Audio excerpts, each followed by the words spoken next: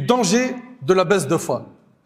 Comme vous le savez, la foi, chez les gens de la sunna et du consensus, elle augmente et elle diminue. Elle augmente avec les bonnes actions et elle diminue avec les péchés.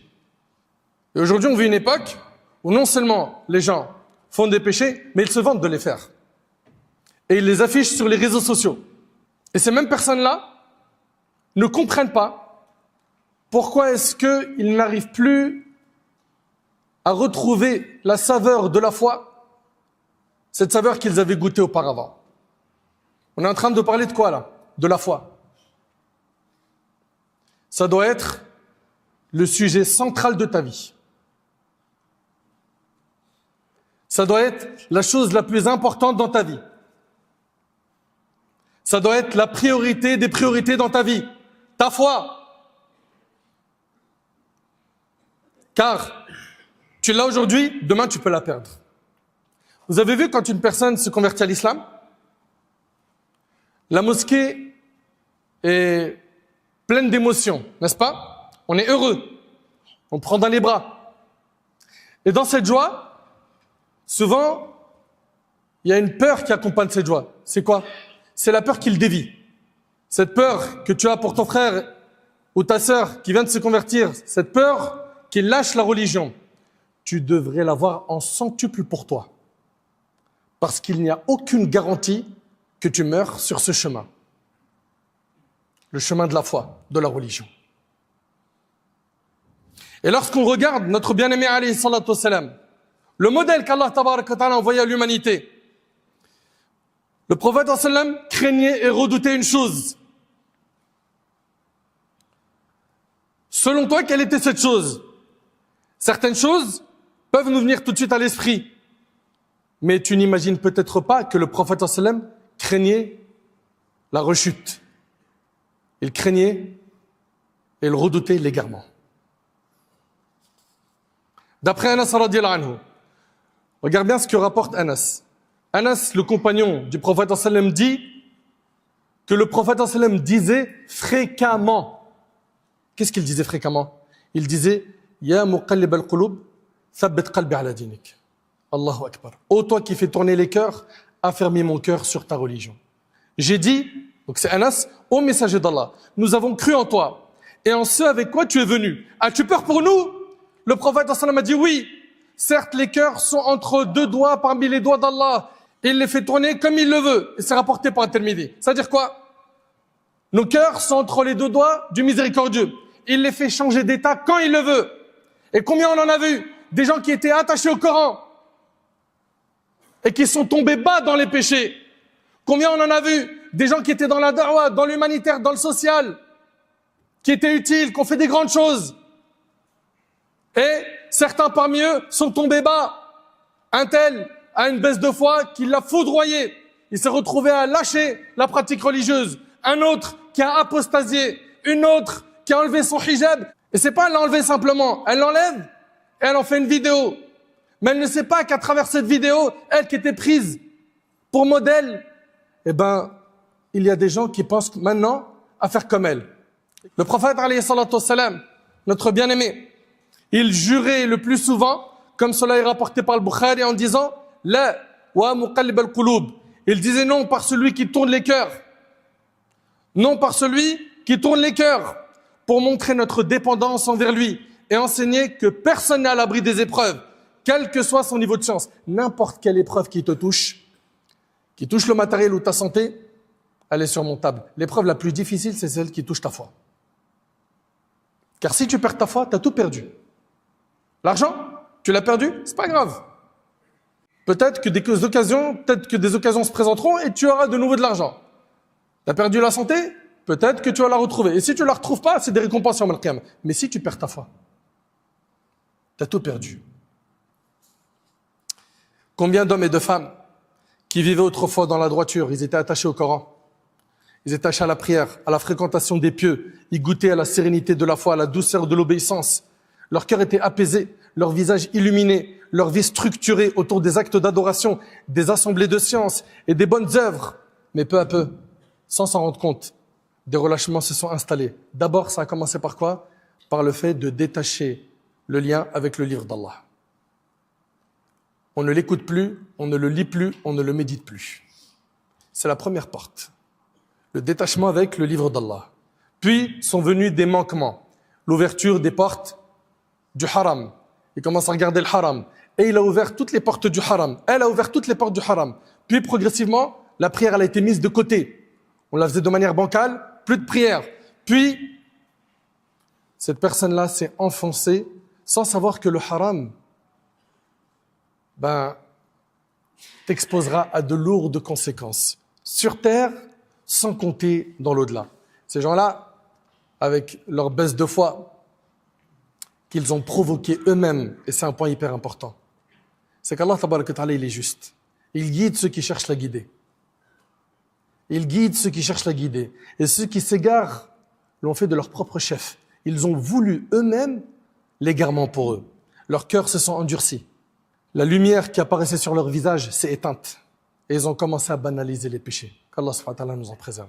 Wallahi al-azim, mes frères. Wallahi, wallahi. Je le jure par Allah.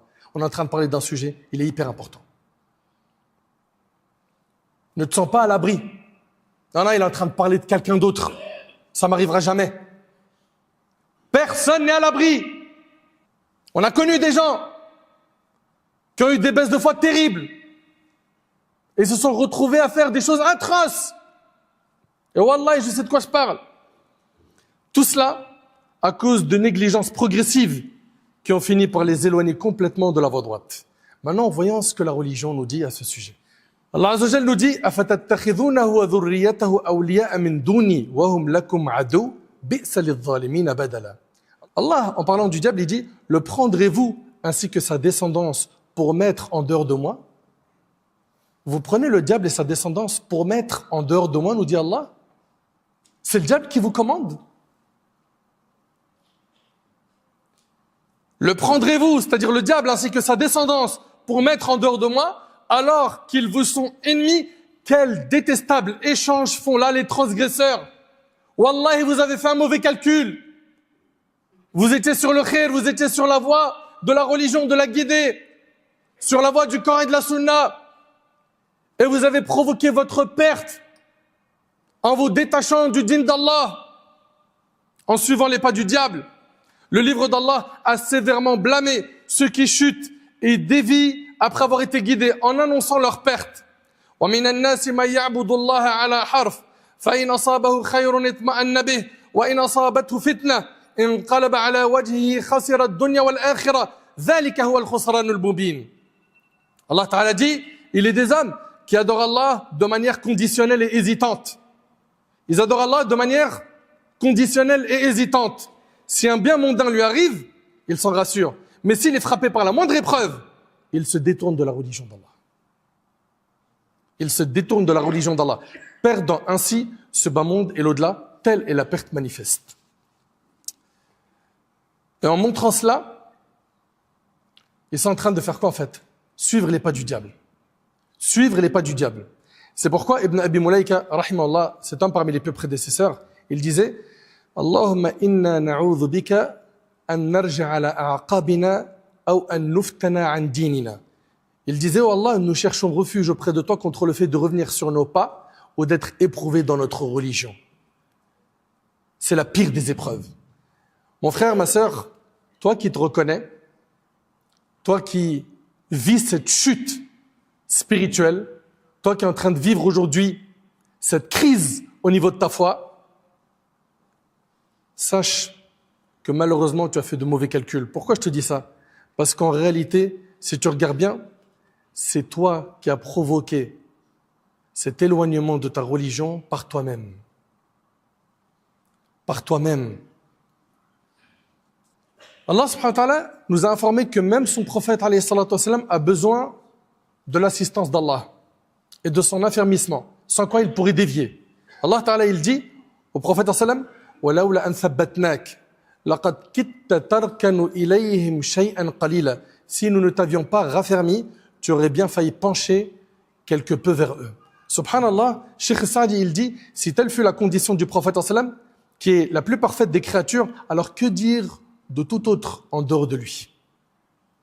On a tous besoin qu'Allah y raffermit notre cœur sur sa religion. Tous. Et pour cela, il faut multiplier les invocations. Demander à Allah subhanahu wa ta'ala de nous garder sur le droit chemin. Celui qui rechute aux musulmans ne fait en réalité que se nuire à lui-même. Et ton Seigneur n'est injuste envers aucun de ses serviteurs. Allah Ta'ala dit وَمَا كَانَ اللَّهُ لِيُضِلَّ قَوْمًا بَعْدَ إِذْ هَدَاهُمْ حَتَّى يُبَيِّنَ لَهُمْ مَا يَتَّقُونَ إِنَّ اللَّهَ بِكُلِّ شَيْءٍ عَلِيمٌ. Allah n'égare pas un peuple après l'avoir guidé, avant de lui exposer clairement ce dont il doit se prémunir. Allah est omniscient. Le fait que l'homme dévie est une cause pour qu'Allah détourne son cœur. Allah Ta'ala dit فَلَمَّا زَاغُوا أَزَاغَ اللَّهُ قُلُوبَهُمْ وَاللَّهُ لَا يَهْدِي الْقَوْمَ الْفَاسِقِينَ. Lorsqu'ils s'écartèrent sciemment de la vérité, Allah fit dévier leur cœur, car Allah ne guide pas les dévoyés. Subhanallah. Faut pas faire preuve d'orgueil. C'est quoi l'orgueil? Le prophète il a dit Al-kibr batarul haqq wa ghamtun nas. C'est le fait de refuser la vérité et de mépriser les gens. Accepte la vérité. Le problème, c'est que certains, pourquoi ils ont pris l'autoroute des péchés? Parce qu'ils suivent tellement leur passion que pour eux, ils ne se voient pas continuer à pratiquer la religion. Pour eux, la religion est un frein. Alors que non, ce n'est pas un frein sur tous les plaisirs de ce bas monde. C'est un frein que concernant quoi? Les interdits. Et ce qu'Allah subhanahu wa ta'ala interdit, wallahi, c'est pour ton bien. Mais le problème, c'est que les cœurs ont été scellés. Par quoi? Par l'accumulation des péchés. Par le fait de les minimiser. Allah tabaraka wa ta'ala dit Kalla bal rana ala qulubihim. Il n'en est pas tel qu'ils le prétendent. Ce sont plutôt leurs cœurs qui ont été recouverts par les péchés qu'ils ont commis. La rechute aux musulmans est un chemin dangereux que l'homme emprunte par lui-même, car Allah n'est pas injuste. Elle survient lorsque la foi faiblit, alors que celle-ci est une protection. La foi est une protection contre les passions et les ambiguïtés. Multiplier les actes d'obéissance permet d'avoir une foi qui est maintenue. Multiplier les péchés détruit la foi. La rechute aux musulmans est aussi le fruit amer de la banalisation des péchés et des désobéissances. Le prophète sallam dans le hadith rapporté par Tabarani a dit « Prenez garde aux péchés que l'on considère comme insignifiants, car ils s'accumulent jusqu'à entraîner la perte de celui qui les commet. » La banalisation des péchés est une cause de perte. Elle éloigne du repentir et ouvre la porte de la rechute. Beaucoup ont chuté après de simples négligences, jusqu'à s'habituer au mal et fréquenter les gens du péché. La banalisation des péchés est une cause de perte. Elle éloigne du repentir et ouvre la porte de la rechute. Mes chers frères, mes chères sœurs, le remède est de reconnaître ses faiblesses, se tourner sincèrement vers Allah, l'invoquer et chercher son aide. Il n'y a pas une maladie sans qu'elle n'ait un remède. Toi qui aujourd'hui te reconnais à travers ce discours, sache que le remède, c'est que tu invoques Allah. Le remède, c'est que tu reviennes à Allah subhanahu wa ta'ala. Les solutions, elles sont faciles. La première, c'est que tu invoques Allah. Tu demandes l'aide d'Allah. Comme dans le hadith, Allahumma a'inni ala dhikrika wa shukrika wa husni ibadatika. Allah, aide-moi à t'évoquer, à te remercier et à bien t'adorer. Demande-lui l'aide. Demande-lui l'assistance. Demande-lui le secours. Également, il va falloir que tu nettoies ton entourage. Ta fréquentation, elle ressemble à quoi? Est-ce que autour de toi, tu as des gens qui se concurrencent dans le bien, qui sont très hauts dans la pratique religieuse? Si c'est le cas, alhamdulillah, tu es sur la bonne voie. Dans le cas contraire, il faut que tu nettoies cette fréquentation, car elle est nocive. Elle est nocive. Également, la science. Plus tu vas connaître Allah, plus tu vas avoir de la pudeur de lui désobéir. Apprends à connaître Allah, akhi. Ma sœur, apprends à connaître Allah. Étudie les noms d'Allah. Apprends la croyance. Également, il y a ce qu'on appelle jihadun nafs, l'effort que tu vas faire contre ton ego. Aujourd'hui, ça va être difficile de faire certaines pratiques, mais à force de faire l'effort, Allah va t'aider. Rapproche-toi d'Allah. Allah t'ouvrira les portes qui mènent à lui. Allah Ta'ala dit وَالَّذِينَ جَاهَدُوا فِينَا لَنَهْدِيَنَّهُمْ سُبُلَنَا. Ceux qui font des efforts pour nous, nous les guiderons vers nos sentiers. Donc, il faut que tu fasses des efforts. Toi qui n'avais pas l'habitude de faire la salat, toi qui mangeais l'argent sale, toi qui avais des fréquentations illicites, ça commence par l'effort. Il faut que tu te prennes en main. Et ça doit être motivé par une volonté. Il faut que tu aies cette volonté ferme de changer et de t'éloigner des endroits des tentations. Tu as une baisse de foi? Reviens vers Allah. Reviens vers Allah, invoque-le. Fréquente des bonnes personnes. Apprends ta religion. Change l'entourage. Fréquente de plus en plus la mosquée. Et fais pas ce que font les gens. Ils ont des baisses de foi, ils se confient à des mauvaises personnes. physiquement ou virtuellement. Virtuellement, tu peux te retrouver à avoir des gens qui sont très durs et très méchants. Et au lieu que tu trouves un soutien et de l'aide pour revenir, ils vont peut-être t'enfoncer et confirmer ton choix d'égarement. Enfin, mon frère, ma sœur, ce sujet-là, Wallahi wa Rabbil Kaaba, il est d'une grande importance. Faites de votre foi un souci. Aujourd'hui, le souci de beaucoup de gens, c'est l'argent. Du matin au soir, il regarde son application, ce qui est rentré, ce qui est sorti, les prochaines dépenses. Demain, il y a un prélèvement qui va arriver, etc. Non. Il faut donc que la foi soit ton objectif principal. J'implore Allah subhanahu wa ta'ala d'augmenter notre foi. Qu'Allah tabarak wa ta'ala nous pardonne.